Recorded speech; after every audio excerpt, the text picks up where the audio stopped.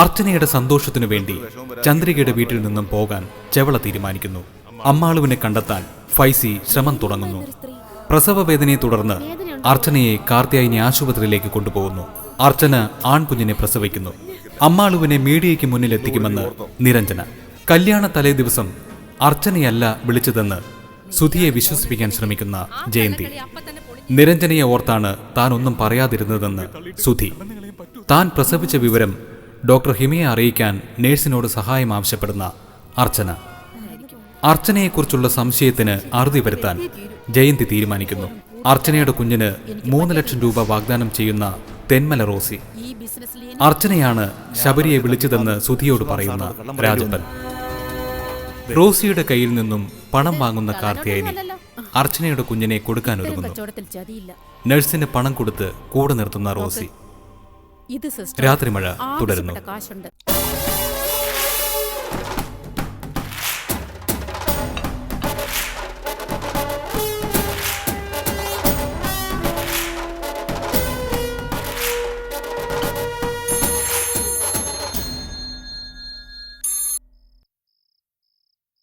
എന്താ ഹേമ? എന്നിട്ട് താൻ വിശദമായി പറയടോ.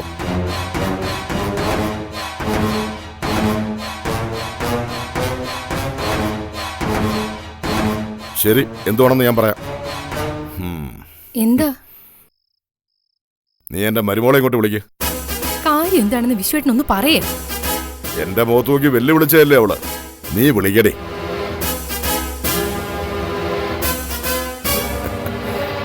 വിശ്വനാഥനാണ് അവളുടെ കളി.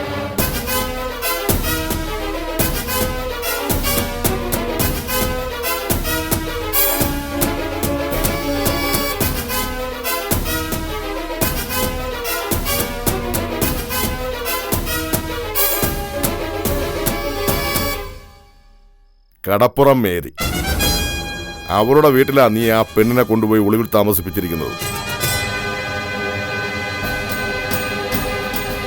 എനിക്ക് കണ്ടുപിടിക്കാൻ കഴിയില്ലെന്ന് നീ കരുതിയോ? അവിടെയാണ് അച്ഛന് തെറ്റിയത്. ഞാൻ അവളെ ഒളിവിൽ പാർപ്പിച്ചിരിക്കുകയാണെന്ന് ആരോടും പറഞ്ഞിട്ടില്ല. അന്വേഷിച്ച് കണ്ടുപിടിക്കാനേ പറഞ്ഞിട്ടുള്ളൂ. ഒളിവിലല്ലെങ്കിൽ പിന്നെ എന്തിനാ അങ്ങനെ ഒരു സ്ഥലത്ത് അവളെ കൊണ്ടുപോയി താമസിപ്പിച്ചത്? എന്നിട്ട് വെല്ലുവിളിയും. അവക്കിപ്പോ വേണ്ടത് പ്രസവരക്ഷയാണ്. അത് നൽകാൻ മേരിയമ്മയ്ക്ക് കഴിവെന്ന് കരുതിയാ അവളെ അവിടെ എത്തിച്ചത്. പിന്നെ വെല്ലുവിളി അതിപ്പോഴും അച്ഛന്റെ മുന്നിലുണ്ട്. അവളെ അച്ഛന്റെ ആൾക്കാർ കണ്ടെത്തിയെന്ന് കേട്ടിട്ട് എനിക്കൊരു പേടിയും തോന്നുന്നില്ല. അവളെ പിടികൂടാൻ പോകുന്നവർക്ക് കടപ്പുറത്ത് കാലുകുത്താൻ പോലും കഴിയില്ല. കടപ്പുറത്ത് കാലുകുത്താൻ എനിക്ക് ആരുടെ അനുവാദമോടെ ആവശ്യം? ഇന്ന് രാത്രി അവളെ അവിടെ നിന്ന് പൊക്കിയിരിക്കും.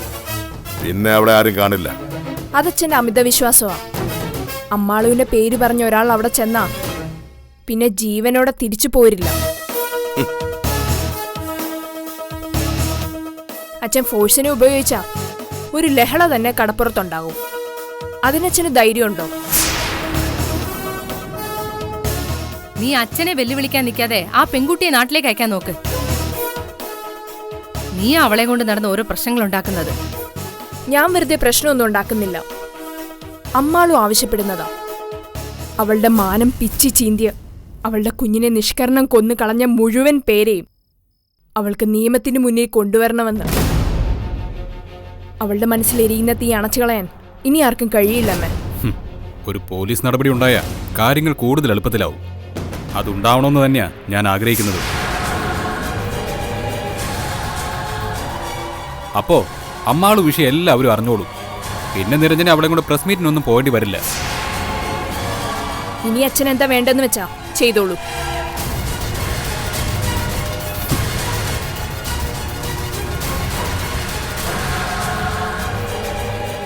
അവളെ തടയാനൊന്നും നമുക്ക് കഴിയില്ല. വർമ്മസാറിന്റെ മുഖം രക്ഷിക്കാൻ ഇനി വിശ്വട്ടെ ശ്രമിക്കരുത്. നമ്മളൊന്നും അറിഞ്ഞിട്ടുമില്ല കേട്ടിട്ടുമില്ല. മകൻ ചെയ്ത തെറ്റിന്റെ ശിക്ഷ അയാൾ അനുഭവിക്കട്ടെ. നിന്റെ മോനും ഇതുപോലൊരു തെറ്റ് ചെയ്ത് നീ മറന്നു കളയരുത്. നിരഞ്ജന മനസ്സിൽ കാണുന്നൊന്നും നടക്കാൻ പോകുന്നില്ല. അത് നടന്നാ പിന്നെ ഞാൻ ജീവിച്ചിരുന്നിട്ട് അർത്ഥമില്ല.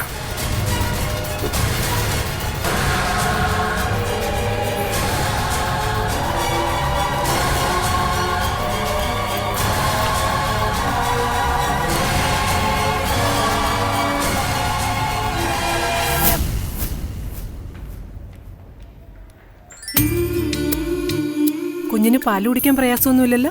ഇല്ല മാഡം.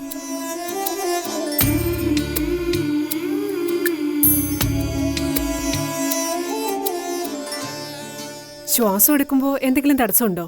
ഇല്ല. എന്നാ പിന്നെ ഇന്ന് തന്നെ ഡിസ്ചാർജ് ചെയ്യാമോ ഡോക്ടർ? നാളെ പോയാ പോരെ? അത് പിന്നെ വീട്ടിലാരുമില്ല ഡോക്ടർ. അർച്ചനയുടെ ഹസ്ബൻഡ് എന്ത് ചെയ്യുന്നു? അവനങ്ങ് ദുബായിലാ. ഓ, പിന്നെ വീട്ടിൽ 1-2 പശുക്കളുണ്ട്. അതിനെ നോക്കാൻ വേറെ ആരുമില്ല. ഇന്ന് പോകാൻ പറ്റിയ വളരെ നന്നായിരുന്നു. നിർബന്ധമാണെങ്കിൽ ഡിസ്ചാർജ് ചെയ്യാം. എങ്കിൽ വലിയ ഉപകാരമായിരുന്നു ഡോക്ടറെ. വേറെ വിശേഷമൊന്നുമില്ലെങ്കിൽ കുഞ്ഞിന് ഇഞ്ചക്ഷൻ എടുക്കാൻ വരുമ്പോ എന്നെ വന്ന് കണ്ടാ മതി. എന്നാ ശരി.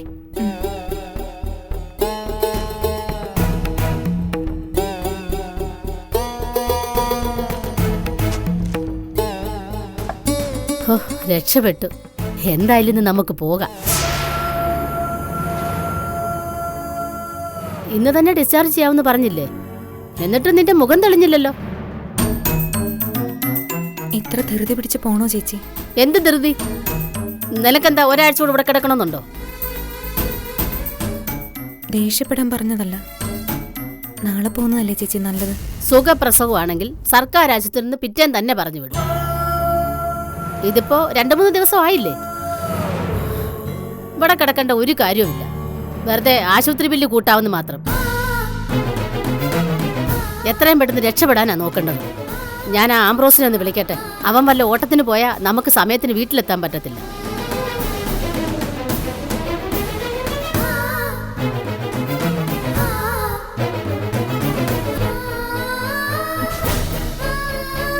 ദൈവമേ, ഹിമ മാഡം ഒന്ന് വേഗം വന്നെങ്കിൽ.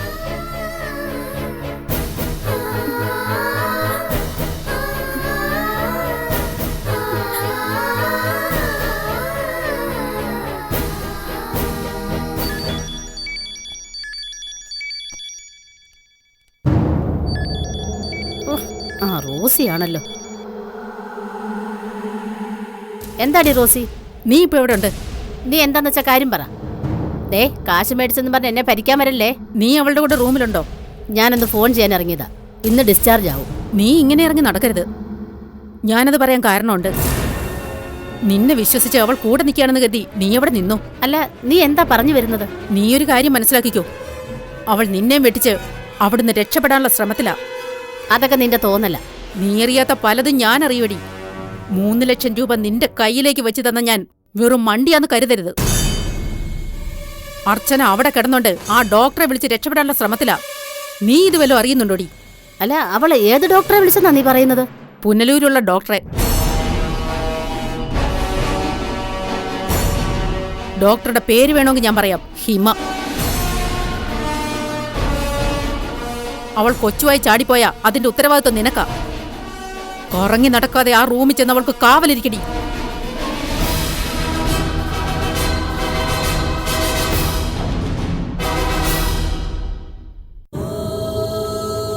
ഇന്ന് ഡിസ്ചാർജ് ചെയ്യും. അജിത സിസ്റ്റർ ഇന്ന് കണ്ടില്ല. അവർക്ക് നോഫാ. ഇന്ന് വരില്ലേ? ഇല്ല, നാളെ വരൂ. എന്നാ ശരി. സിസ്റ്ററെ, എന്താ? ഫോണൊന്ന് തരാമോ? ഒരു കോൾ ചെയ്യാനാ. തരാലോ.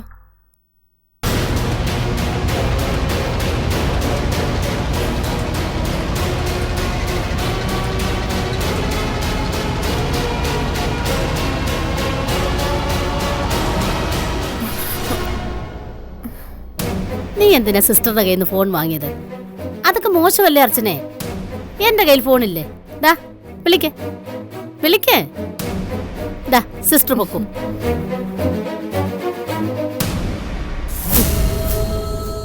ഞാൻ അറിയാതെ നീ ആരെ വിളിക്കാനാ ശ്രമിച്ചെന്ന് എനിക്ക് മനസ്സിലായി. അല്ല പറ, നിനക്ക് ആരെയാ വിളിക്കേണ്ടത്? ഞാനും അതൊന്നും അറിയണമല്ലോ. നിനക്ക് വേണ്ടി പണവും സമയം മാത്രമല്ല ഞാൻ കളയുന്നത്, എന്റെ ജീവനും കൂടിയാ. എന്നിട്ടും ഞാൻ അറിയാതെ എന്തിനൊക്കെയുള്ള പുറപ്പാടില്ല നീ. നീ എന്നെ അത്രയ്ക്കങ്ങ് മണ്ടിയാക്കല്ലേ അർച്ചനെ? അത് ചേച്ചി, ഞാൻ... നീ വിളിച്ചത് ആരെയാന്ന് പറ, എനിക്കത് അറിയണം. അത് പിന്നെ പ്രസവിച്ച കാര്യം കുഞ്ഞമ്മയൊന്ന് വിളിച്ച് പറയാന്ന് കരുതി. ചേച്ചിക്ക് അത് ഇഷ്ടമല്ലാന്ന് എനിക്കറിയാം. നീ പറയുന്നത് കള്ളമാണെന്ന് നിന്റെ മുഖം തന്നെ പറയുന്നുണ്ട്. ഞാൻ പിന്നെ ആരെയാ ചേച്ചി വിളിക്കുന്നത്? ഓരോരുത്തരുടെയൊക്കെ മനസ്സിലിരിപ്പ് നമുക്കറിയില്ലല്ലോ. നിന്റെ കാര്യങ്ങളൊക്കെ സാധിച്ചു. ഇനി നിനക്കെന്നെ വേണ്ടെന്ന് വെച്ചതായി കൂടെ? അങ്ങനൊന്നും പറയില്ല ചേച്ചി. ചേച്ചി എനിക്ക് വേണ്ടി ചെയ്തതൊക്കെ മറക്കാൻ പറ്റുന്ന കാര്യമാണോ? അതൊക്കെ പറച്ചില്ലല്ലേ ഉള്ളൂ. എന്തായാലും രായപ്പന്റെ വീട്ടിലേക്കുള്ള വിളി ഇപ്പൊ വേണ്ട. അവരാ നമ്പർ തിരിച്ചു വിളിച്ച ആ നേഴ്സ് നിന്നെ പറ്റി പറയും. അത് നിനക്ക് എന്നെക്കാട്ടി നന്നായിട്ട് അറിയാം. ഇന്ന് ഡിസ്ചാർജ് ആവുമെന്ന് അറിഞ്ഞിട്ടാ ഞാനതങ്ങ് വിശ്വസിച്ചു. ഞാൻ നിന്റെ തുണി സാധനങ്ങളൊക്കെ എടുത്തു വെക്കട്ടെ.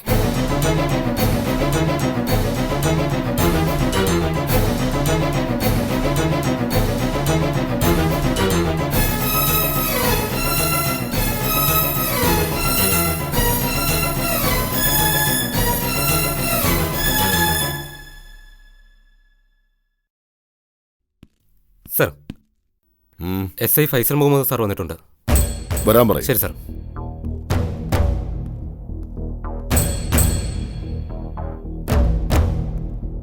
സർ, ഇരിക്കടോ. ആ പെണ്ണിനെ പിടിക്കാൻ പോയിട്ടൊന്ന് കാണാൻ പോലും പറ്റിയിട്ടില്ല. ഫോഴ്സ് ഉപയോഗിക്കാതെ നമുക്കൊന്നിനും കഴിയില്ല സർ.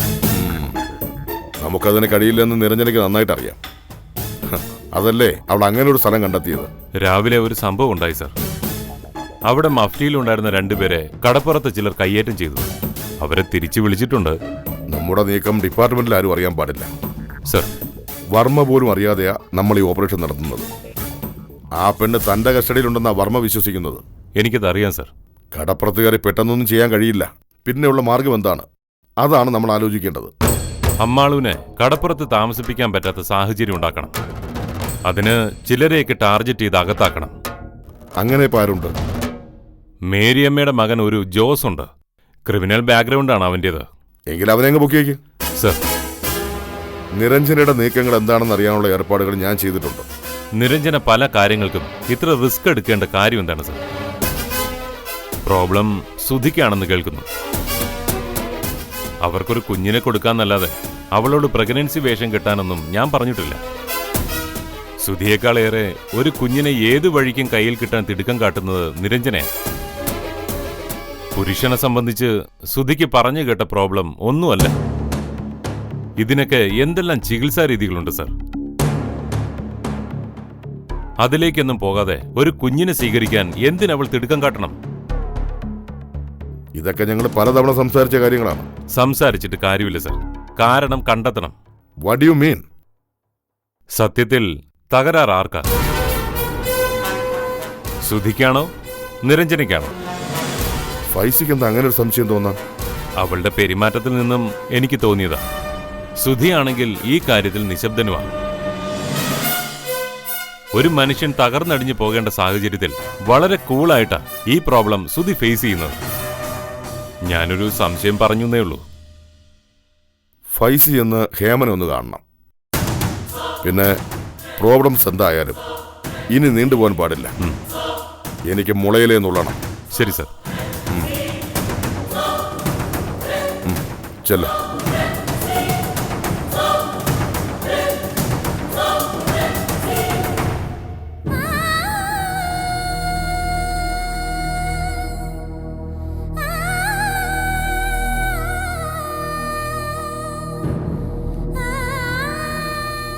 ഇതാ ബില്ല്.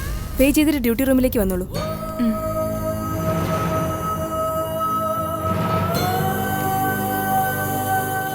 എത്ര രൂപയായി ചേച്ചി? എത്രയെന്ന് പറഞ്ഞാ നിന്റെ തരാനുണ്ടോ? അങ്ങനെ കണക്ക് പറയാനാണെങ്കിൽ കുറെ ഉണ്ടടി. അതിന്റെ കൂടി ഇരിക്കട്ടെ. എന്തായാലും നിനക്ക് വേണ്ടി ഞാൻ ഇറങ്ങി തിരിച്ചു പോയില്ലേ. ബില്ലടച്ചാലും ആംബ്രോസ് വരാതെ പോകാൻ പറ്റത്തില്ല. അവനെവിടെ ഓട്ടം പോയിരിക്കുക. എന്തായാലും പോയി ബില്ലടയ്ക്കാം. പിന്നെ നീ മുറിയിന്നിറങ്ങി എങ്ങോട്ടും പോവില്ല കേട്ടോ. കുഞ്ഞിനെ വിട്ടിട്ട് ഞാൻ എവിടെ പോവാനാ ചേച്ചി? നിനക്കിപ്പോ പ്രസവിച്ച വിവരം ആരോടെങ്കിലുമൊക്കെ പറയാനുള്ള വെപ്രാളമാണെന്ന് എനിക്കറിയാം. ഇനി ആരുടെ കയ്യിൽ നിന്നെങ്കിലും ഫോൺ മേടിച്ച് വിളിച്ചാ പിന്നെ ഞാൻ നിന്നോട് പൊറുക്കില്ല. അത് പിന്നെ ആ സിസ്റ്ററോടൊന്ന് ചോദിച്ചു എന്ന് വെച്ച് ഇനി ഞാനത് ചെയ്യില്ല. ഞാൻ പോയിട്ട് വരാം.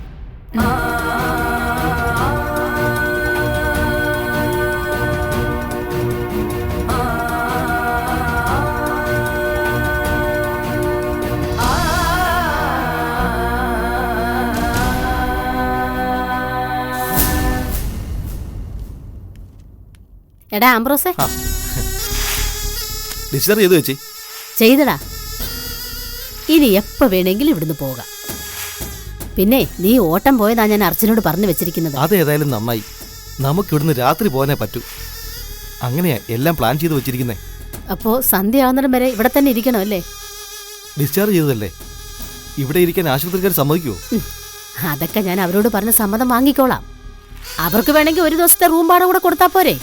അങ്ങനെയാണെങ്കിൽ കാര്യങ്ങൾ ഉദ്ദേശിച്ച കണക്ക് നടക്കും. ഞാൻ ഇത്രയും കാലം കാത്തിരുന്നതേ ഇങ്ങനൊരു ദിവസത്തിന് വേണ്ടിയല്ലേടാ. പിന്നെ നീ ആ റോസിയുടെ ചിങ്കിടിയെ വിളിച്ചിട്ട് പറ ബാക്കി പണം കൂടെ കൊണ്ടുവരാൻ. ആ കാശൂടെ കിട്ടാതെ ഞാൻ അവളെയും കൊച്ചിനെ ഇവിടുന്ന് പുറത്തിറക്കില്ലാന്ന് നീ പറയണം. ചേച്ചി വിഷമിക്കണ്ട, ഇക്കാര്യത്തിൽ റോസിയെ വിശ്വസിക്കാൻ കൊള്ളാം. നിനക്കെന്താടാ അത്രയ്ക്ക് ഉറപ്പ്?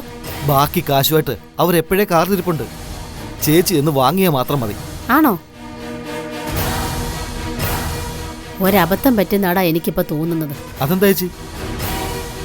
റോസിയോട് ചോദിച്ച കാശ് കുറഞ്ഞു പോയടാ. ആ കൊച്ചിന്റെ വില അറിയാൻ എനിക്ക് കഴിയാതെ പോയി. ഇനി ഇപ്പൊ അതൊന്നും പറഞ്ഞിട്ട് കാര്യമില്ല. ചേച്ചി എന്ന് ബാക്കി പണം വാങ്ങിക്കേ. ഇങ്ങോട്ട് വാ. എന്തിനു മടിക്കണം? നീയായിട്ട് വേണം നിരഞ്ജനയുടെ മുഖംമൂടി വലിച്ചു കീറാൻ. അതിനേറ്റവും യോഗ്യതയുള്ളത് നിനക്ക് തന്നെയാ. എന്റെ എല്ലാ കുറവുകളും ഞാൻ ഏറ്റു പറഞ്ഞത് നിന്റെ മുന്നിൽ മാത്രമാണല്ലോ. നിനക്കും ഫൈസയ്ക്കും സുധിക്കും മാത്രമേ അറിയൂ നിരഞ്ജന എന്താണെന്ന്. അത് പൊളിക്കാനുള്ള അവസരം നിങ്ങളെന്തിനു വേണ്ടെന്ന് വെക്കണം? ഫൈസി പറയൂന്നല്ല ഞാൻ പറഞ്ഞത്. ഫൈസിയെ കൊണ്ട് നീ അത് പറയിപ്പിക്കരുതെന്ന്. ഈ ഭീഷണി എന്റെ മുന്നിൽ വില പോവില്ലെന്ന് നീ ചെന്ന് പറഞ്ഞേക്ക്. ഇതിന്റെ പേരിൽ എന്നെ പിടിച്ചു നിർത്താനും ഫൈസിക്ക് കഴിയില്ല. സുധിക്കൊപ്പം ജീവിക്കണോ എന്ന മോഹം മനസ്സിലുണ്ടെങ്കിലല്ലേ ഞാനിത് കേട്ട് പേടിക്കേണ്ടതുള്ളൂ. വഴി പിരിയാൻ ഞങ്ങൾ തീരുമാനിച്ചു കഴിഞ്ഞു. സുധി പോയാൽ അന്ന് ഞാൻ അവിടെ നിന്ന് ഹോസ്റ്റലിലേക്ക് മാറും. പെരുമ്പടപ്പ് കുടുംബവുമായുള്ള ബന്ധം അന്ന് ഞാൻ അവിടെ അവസാനിപ്പിക്കും. പിന്നെ എന്തു പറഞ്ഞാ ഫൈസി എന്നെ വിരട്ടുന്നത്? എനിക്കൊരമ്മയാവാൻ കഴിയില്ലെന്നുള്ള സത്യം സുധിയുടെ അച്ഛനെ അറിയിക്കുമെന്ന് പറഞ്ഞാണോ? അത് പറഞ്ഞാ എന്നെയല്ല ബാധിക്കാൻ പോകുന്നത്, സുധിയുടെ വീട്ടുകാരെ തന്നെയാ. മകൻ ചെയ്ത ചതിയോർത്ത് വെന്ത് നീറ അവർക്ക്. അവരീ സത്യം മനസ്സിലാക്കേണ്ടത് തന്നെയാ. ഒരിക്കലും സുധി അത് പറയില്ലെന്ന് എനിക്കറിയാം. അർച്ചനയുടെ പ്രഗ്നൻസി അറിഞ്ഞിട്ട് പോലും സുധി ഒന്നും പറയാതിരുന്നത് എന്നെ ഓർത്താം. ജീവിതത്തിൽ ആരും എന്നോട് വലിയ കരുണയൊന്നും കാണിച്ചിട്ടില്ല. ഇത്തിരിയെങ്കിലും അത് കാണിച്ചവർ ഒരവസരം വന്നപ്പോ അത് മുതലെടുക്കാനാ ശ്രമിക്കുന്നത്. നിരഞ്ജന, എല്ലാവരും ചോദിക്കുന്നത് അമ്മാള് മരിക്കുകയും കുഞ്ഞിനെ എനിക്ക് ജീവനോടെ കിട്ടുകയും ചെയ്തെങ്കിൽ ഞാൻ ഈ പ്രശ്നങ്ങളൊക്കെ ഉണ്ടാക്കുമോന്നാ. ശരിയാ, ഞാനതിന് തുനിയില്ലായിരുന്നു. കാരണം എന്താന്ന് നിനക്ക് തന്നെ അറിയില്ലേ? ഒരു കുഞ്ഞിന്റെ അമ്മയായി ജീവിക്കാനുള്ള മോഹം കൊണ്ട് പകയാ എനിക്ക്. എന്റെ സ്വപ്നങ്ങൾ ചവിട്ടി അരച്ചവരോടുള്ള പക. ശത്രുപക്ഷത്തെ ഒരു മുഖവും ഞാൻ നോക്കില്ല. എനിക്ക് കടപ്പാടുള്ളത് സുധിയോട് മാത്രമാ. ഒരു ഭാര്യ എന്ന നിലയിൽ സുധി എന്നോട് നീതി കാണിച്ചില്ല. പക്ഷെ എന്നിലെ സ്ത്രീത്വത്തിന് സുധി വില കൽപ്പിച്ചു. ഒരു സ്ഥലത്ത് പോലും സുധി എന്നെ ചവിട്ടി അരച്ചില്ല. എന്റെ ആഗ്രഹങ്ങൾ കണ്ടറിഞ്ഞ് കൂടെ നിന്നു. എന്നും ഒപ്പം ഉണ്ടാവാൻ എന്നേക്കാൾ കൂടുതൽ സുധി ആഗ്രഹിച്ചു. ഭർത്താവ് എന്ന ബന്ധത്തിനപ്പുറം എനിക്ക് സുധി ആരൊക്കെയായി. സുധിയെ ഞാൻ വിട്ടുപോകാതിരിക്കാനുള്ള കാരണം അതായിരുന്നു. ഇവിടെ എന്റെ പ്രതീക്ഷകളൊക്കെ അസ്തമിച്ചു. ആ നല്ല സൗഹൃദവും. സുധിക്ക് വേണ്ടി എനിക്കൊരു നല്ല കാര്യം ചെയ്യണം. എന്റെ മനസ്സിലെ ചിന്ത ഇപ്പം അതാ. സുധി സ്നേഹിക്കുന്ന അർച്ചനയ്ക്ക് മറ്റൊരാളെ സ്വീകരിക്കാൻ കഴിയില്ലെന്ന് എനിക്കറിയാം. അവളുടെ അബോഷനും വിവാഹവും കഴിഞ്ഞെന്ന് ഉറപ്പായതല്ലേ? അബോഷം കഴിഞ്ഞിട്ടുണ്ടാവും. പക്ഷെ മറ്റൊരാളെ സ്വീകരിക്കാൻ അവൾ തയ്യാറാവുമെന്ന് എനിക്ക് തോന്നുന്നില്ല. അവൾ എങ്ങനെ ജീവിച്ചാലും എനിക്കവളെ കണ്ടെത്തണം. ഒരുപക്ഷെ അവൾ അവിവാഹിതയായി തുടരുന്നുണ്ടെങ്കിൽ സുധിയെ ഞാൻ അവളുടെ മുന്നിലെത്തിക്കും. സുധിക്ക് വേണ്ടി അതെങ്കിലും എനിക്ക് ചെയ്യാനായാൽ നിരഞ്ജനയുടെ ജീവിതത്തിന് ഒരർത്ഥം ഉണ്ടാവുമെന്ന് ഞാൻ കരുതും.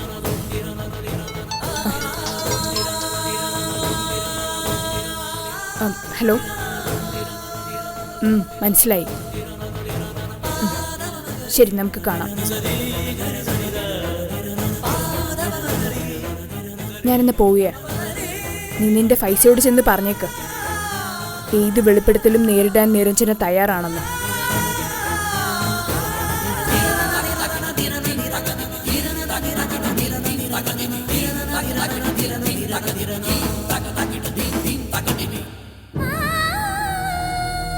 ഹിമമേട ഇതുവരെയും വന്നില്ലല്ലോ മോനെ.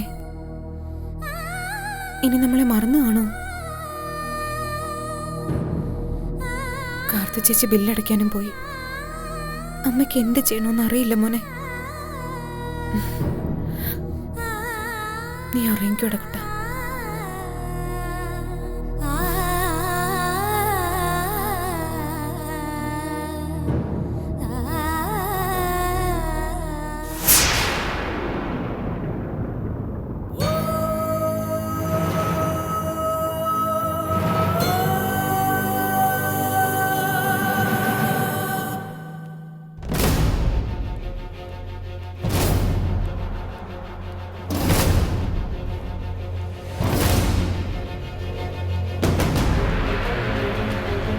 ഓ, കേട്ടു. ആ, ശരിയെന്നാ, ഞാൻ വിളിച്ചോളാം. സർ, ഫോണൊന്ന് തരാവോ? പുറത്തു പോയ ആളെ കണ്ടില്ല, ഒന്ന് വിളിക്കാനാ പ്ലീസ്. ദാ, വിളിച്ചോളൂ. വിളിച്ചിട്ട് ഇപ്പൊ കൊണ്ടുവരാം. ഓ, ശരി.